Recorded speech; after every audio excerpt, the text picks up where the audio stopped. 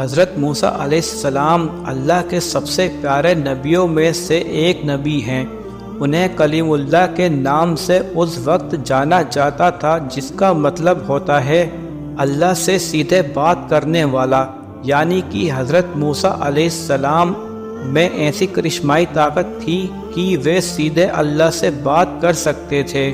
حضرت موسیٰ علیہ السلام کا ذکر کئی حدیثوں میں آیا ہے۔ آج ہم کوشش کریں گے کہ آپ کو زیادہ سے زیادہ حضرت موسیٰ علیہ السلام کے بارے میں بتا سکیں۔ حضرت موسیٰ علیہ السلام کی پیدائش ایک اسرائیلی پریوار میں ہوئی، یعنی وہ ایک اسرائیلی پریوار سے تعلق رکھتے تھے۔ قرآن میں حضرت موسیٰ علیہ السلام کا نام قریب 126 مرتبہ آیا ہے۔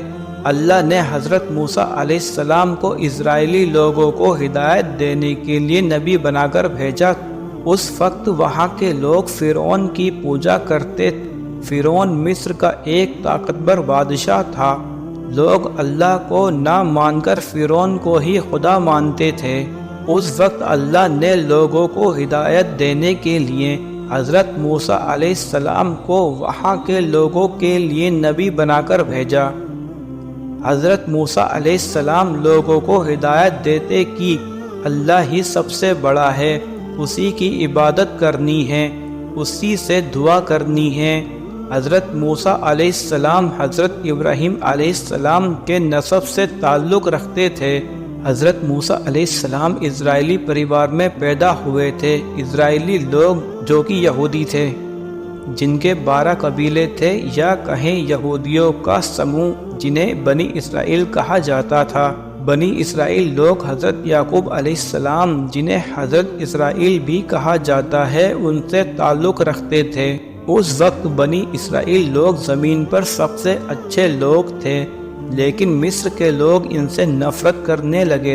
اس وقت مصر کے طاقتور بادشاہ فرعون نے سارے بنی اسرائیل لوگوں کو اپنا غلام بنا دیا تھا۔ ان سے بہت کام کروایا جاتا، ان پر ظلم کیا جاتا، ان کی عورتوں سے وہ ہر کام کروایا جاتا تھا جو فرعون چاہتا۔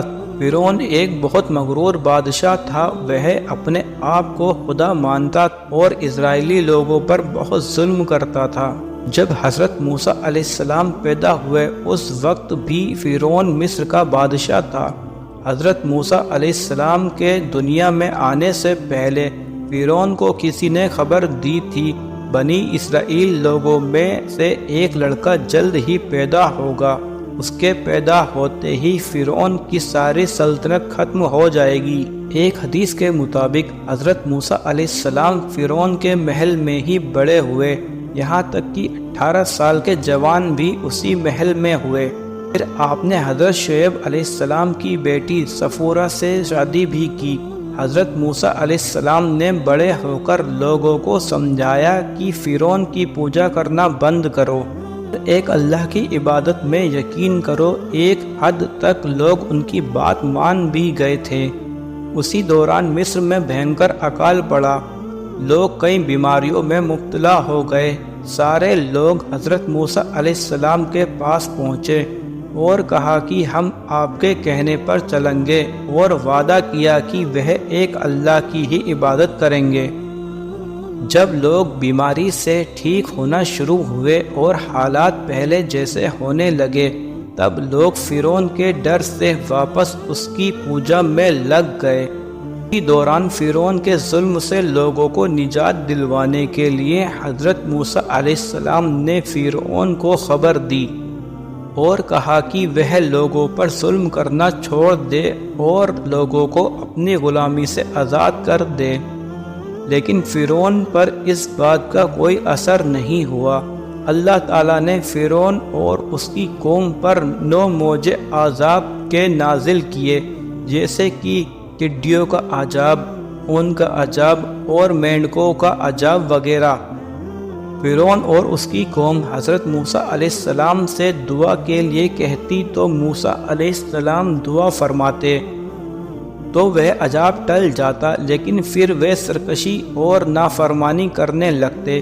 آخرکار اللہ تعالیٰ نے حضرت موسیٰ علیہ السلام کو وحی کی کہ راتوں رات تو میرے بندوں کو لے کر نکل جا۔ بنی اسرائیل کی کل تعداد 6 لاکھ تھی۔ صبح جب فرعون کو یہ معلوم ہوا تو اس نے ان کا پیچھا کرنے کا حکم دیا۔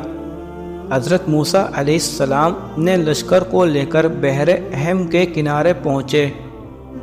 جب وہاں پیچھے مڑ کر دیکھا تو فرعون اور اس کا لشکر پیچھا کرتے ہوئے چلا آ رہا ہے۔ دیکھ کر بنی اسرائیل کے لوگ پریشان ہو گئے کہ اب کیا ہوگا۔ پیچھے فرعون اور اس کا لشکر اور آگے سمندر کی اونچے لہریں۔ پھر حضرت موسیٰ علیہ السلام کو وحی کی گئی کہ پانی پر اپنی لاٹھی مارو۔ جیسے ہی حضرت موسیٰ علیہ السلام نے پانی پر اپنی لاٹھی ماری تو سمندر میں راستہ بن گیا اور پانی پہاڑوں کی طرح کھڑا ہو گیا۔ سب کے سب اس راستے سے باہر نکل گئے۔ اب جیسے ہی فرعون اور اس کا لشکر پانی کے پاس پہنچے تو دیکھا کہ سمندر میں راستہ بنا ہوا ہے۔ پہلے تو فرعون ڈرا کہ یہ کیا ماجرا ہے، لیکن پھر وہ اپنے گھوڑے اور لشکر کو لے کر اس راستے پر داخل ہوا۔